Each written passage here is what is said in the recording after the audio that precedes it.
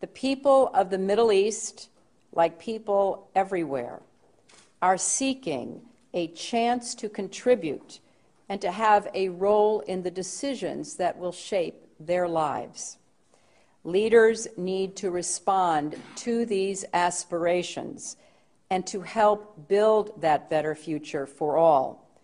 They need to view civil society as their partner, not as a threat.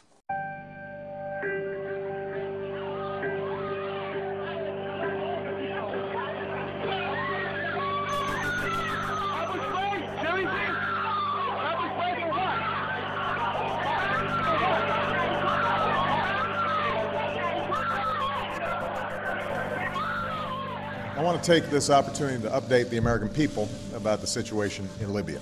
Last month, protesters took to the streets across the country to demand their universal rights and a government that is accountable to them and responsive to their aspirations. But they were met with an iron fist.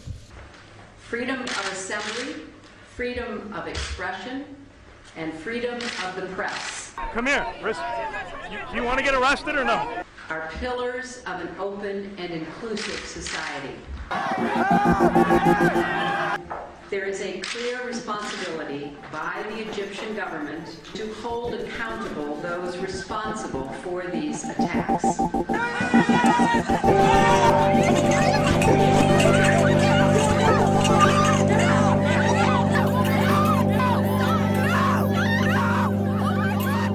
For months, the Iranian people have sought nothing more than to exercise their universal rights. We call upon the Iranian government to abide by the international obligations that it has to respect the rights of its own people.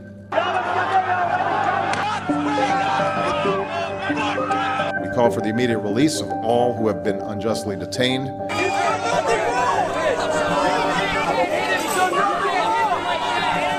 And I'm confident that history will be on the side of those who seek justice.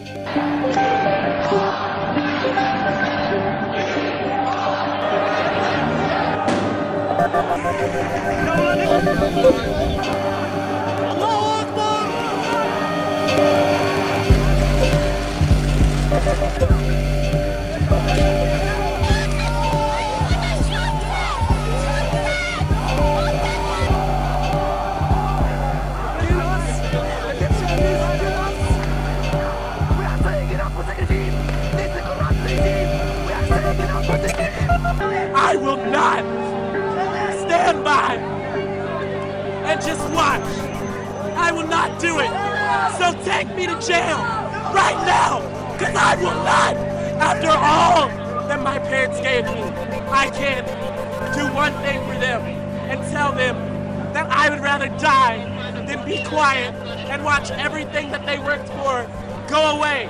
When all of God's children, black men and white men, Jews and Gentiles, Protestants and Catholics, will be able to join hands and sing in the words of the old Negro spiritual. I'm not moving. I'm not moving.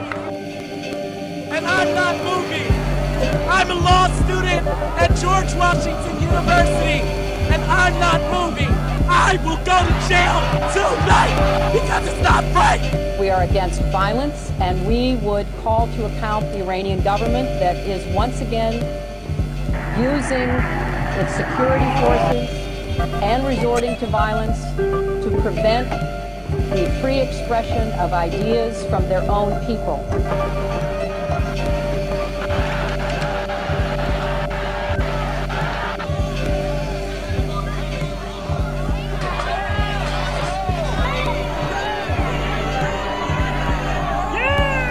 Instead of respecting the rights of his own people, Gaddafi chose the path of brutal suppression.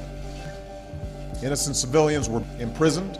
I have not been read my rights. I have not been told why I'm being detained. We want to know the people who are in there. We want to know all their names, what they're being charged with. And in some cases, beaten. You can't breathe, officer. Please get off his neck. I need my inhalant. A campaign of intimidation and repression began.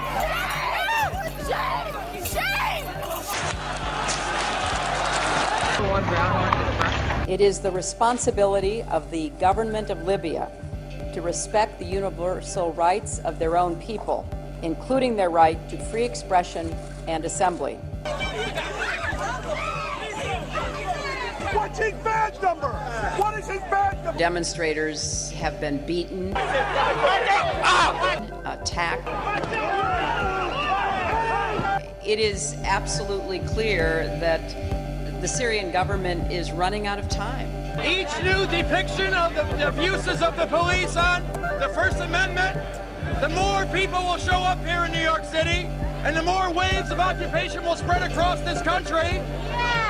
And you should be proud of that, police, because you are participating in our media publicity campaign. Thank you for attending.